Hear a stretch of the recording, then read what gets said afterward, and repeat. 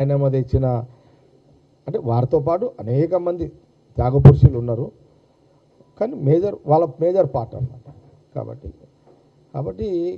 ఇప్పుడు అంతా ఏంది ఫ్రీగా ఉన్నది, ఎవరైనా దీక్షలు చేయొచ్చు, ఎవరైనా ఓడ్చుకోవచ్చు, ఎవరైనా ఏమైనా చేసుకోవచ్చు. ఇది మామూలు. ఇది ఎవరు రాజకీయ పార్టీ వాళ్ళ ఎజెండా ఉంటుంది, వాళ్ళ ఉనికి కాపాడుకోవాలి. అది బీఆర్ఎస్ అయినా బీజేపీ అయినా వాళ్ళ ఉనికి కాపాడుకునే ప్రయత్నంలో రాజకీయ పార్టీలకు ఎవరు ప్రయత్నాలు చేస్తారు. మనం ఏది తప్పు పట్టడానికి వీలేదు. డెమోక్రసీలు అందరు చేస్తుంటారు. ఆ విషయం అది మళ్ళీ సమయం సందర్భం వచ్చినప్పుడు నువ్వు అడిగినట్టు ఎవరు అశోక్ మళ్ళీ ఒకసారి చెప్తుంది దాని జవాబు.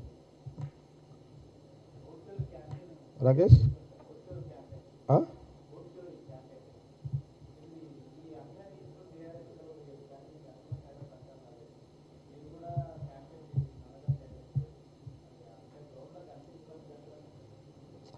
జనరల్గా రాహుల్ గాంధీ గారు ఏదైతే ఓట్ చోరీకి సంబంధించిన అనేక అంశాలు అనుమానాలను వారు లేవనెత్తిరో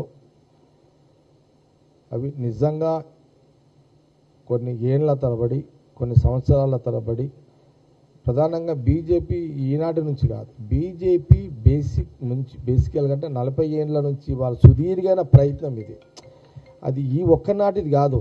ఈ ఓట్ చోరీ బీజేపీ పార్టీ పుట్టిన కాడు నుంచి ఒక అటల్ బిహారీ వాజ్పేయి, ఒక అద్వానీని మనం కొంత పక్కకు పెడితే మిగతా రాజకీయ బీజేపీ వ్యవస్థ అంతా కూడా వాళ్ళ ఓట్లు లేని రాజకీయ వ్యవస్థ నుంచి దొంగ ఓట్ల ద్వారా అంచెలంచెలుగా కొంత దొంగ ఓట్లు, తర్వాత కొంత హిందూ భావజాల ఓట్లు, తర్వాత మతపరమైన ఓటు బ్యాంకును ప్రక్రియని 3 రకాల ఓటు బ్యాంకులు చేసుకుంటూ వీరు దేశంలో కొన్ని పార్లమెంటు సీట్ల మీద ప్రభావితం చూపించి ఆ పార్లమెంటు సీట్ ద్వారా రెండోసారి మూడోసారి ఎన్నికకు అవకాశాన్ని కలిగించుకున్నారు అనే దాంట్లో అనుమానం లేదు.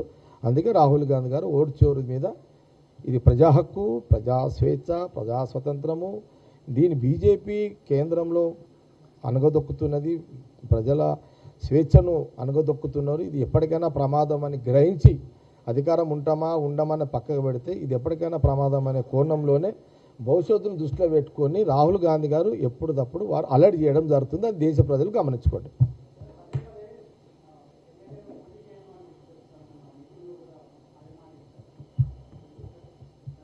ఇప్పుడు నేను ఎమ్మెల్యే నిలబడకపోతే పోయేదేముంది, నిలబడితే వచ్చేదేముంది, ఏం చెప్పి అది పెద్ద సమస్య కాదు కదా. రాజకీయాలలో ఒకసారి రీజన్ ఉంటుంది, ఒకసారి ఉండదు.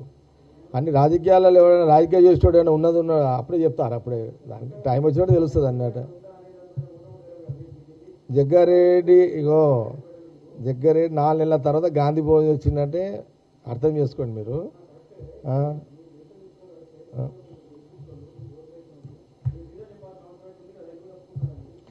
ఇప్పుడు నేను పోటీ చేయకపోతే రాష్ట్రం కొట్టుకుపోయేది లేదు, మా సంగారెడ్డి పబ్లిక్ పోయేది. అది సమస్య నా వైపు, నా ఎమ్మెల్యే పంచాయతీ. మీ గాంధీ భవన్లో అవును. నేనేమన్నంటే సంగారెడ్డికి నిర్మల్ అందుబాటులో ఇప్పటి నుంచి ఉంటుంది, ఇంతమూలు ఉన్నది ఇప్పటి నుంచి ఉంటుంది. 3 సార్లు నేను ఎమ్మెల్యేగా చేసిన, 3 సార్లు చేసిన, ఒక కౌన్సిలర్గా చేసిన, ఒక చైర్మన్గా చేసిన. సంగారెడ్డి ప్రజలు ఒక కౌన్సిలర్గా, ఒక మున్సిపల్ చైర్మన్గా, ఎమ్మెల్యేగా అనేక అవకాశాలు సంగారెడ్డి ప్రజలు ఇచ్చారు. వాళ్ళు ఇచ్చిన అవకాశాన్ని సద్వినియోగపరుస్తూ ఎన్ని పనులు చేయాలో అన్ని పనులు చేసి పడేసిన. ప్రస్తుతానికి నిర్మల ఒక డిసిషన్ తీసుకున్నా, ఆమెనే ఈ 3 ఏళ్ళు ఉన్నది ఇంకా, అయినా డిసిషన్ ఎందుకు తీసుకున్నా అంటే ఒక ప్రజల క్లారిటీ ఉంటుంది. ఈ 3 ఏళ్ళు ఇప్పుడు గవర్నమెంట్ ఉన్నది, ఆమెను అప్రోచ్ అవుతారు, పనులు చేసి పెడుతుంటుంది, పనులు నడుస్తుంటాయి.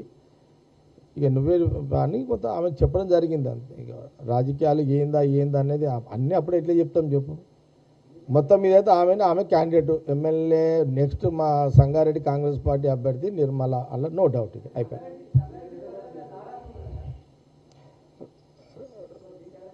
నాకు నచ్చింది నారాజే. రాజకీయమైన నారాజులలో నారాజు అనేది రాజకీయ పదం నాకు నచ్చదు. మీకు మళ్ళీ క్లారిటీగా చెప్తున్నా, రాజకీయాల్లో నారాజు అనే పదం నాకు నచ్చదు. నారాజు అయ్యేంత వీక్ లీడర్ని కాదు నేను.